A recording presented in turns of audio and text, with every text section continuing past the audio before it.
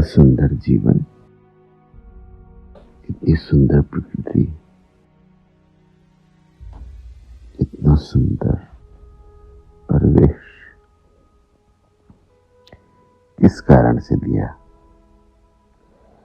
केवल इस प्रयोजन से कि जाने की तैयारी करो, जाना है इसलिए इससे मुक्त हो, इसमें लिप्त मत हो, इसको उपयोग मत करो। नहीं, कदापि नहीं। प्रकृति ने ये सारा जीवन, ये सारी प्रकृति, ये सारा सौंदर्य, ये सारी विविधता इसलिए दी है कि जितने दिन यहाँ रहो इसका उपयोग करो, इसको पुष्ट करो।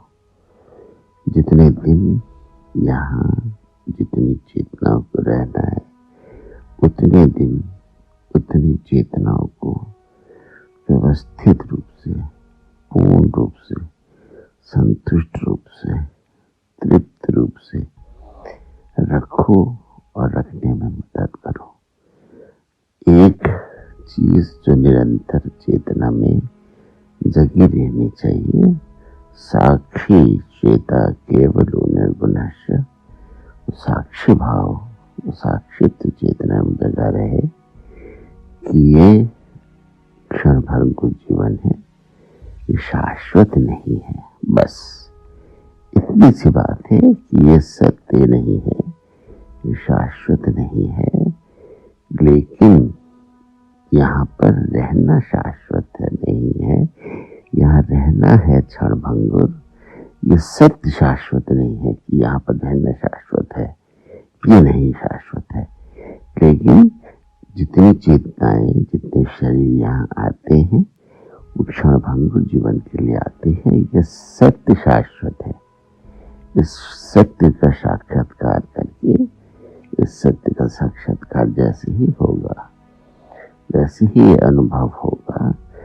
जब तक यहाँ है तब तक कैसे सौंदर्यपूर्ण, सुंदर, लयपूर्ण, सामंजस्यता से, उत्साह से, उल्लास से, आनंद से जितने भी भाव प्रकृति ने शुभ भाव दिए हैं, जितने भी, उदासीनता ही एक भाव नहीं है।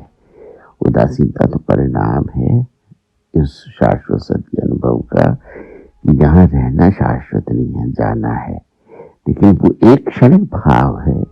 अगर ये सत्य का साक्षात्कार है कि यहीं पर शाश्वत नहीं रहना है, तो ये जिस क्षण साक्षात्कार होगा तो उस क्षण ये बोध भी होगा कि क्षणिकता ही शाश्वतता है, ये क्षणिकता ही सत्य अगर है तो इस क्षणिकता को अपने लिए और दूसरों के लिए भरपूरता से क्यों न जिया जाए। जितने भी शुद्ध भाव हैं, पूर्ण भाव हैं, शुभ भाव हैं, उनका उदय करा के क्यों न जिया जाए। यह सत्य साक्षात्कार का जब हो जाता है तब जीवन आनंदित, उल्लसित, पूर्ण, उपलब्ध, स्मृति युक्त हो जाता है।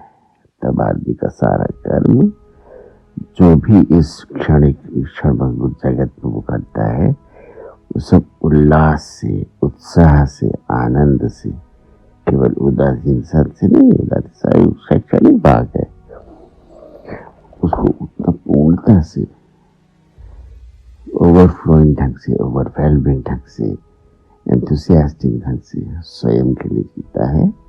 और जितने उसके आसपास के परिवेश में रहते हैं, उससे इन्फ्लुएंस्ड होते हैं, वो सब ओवरफ्लोइंग ढंग से जीते हैं, तृप्त जीते हैं, आनंदित जीते हैं।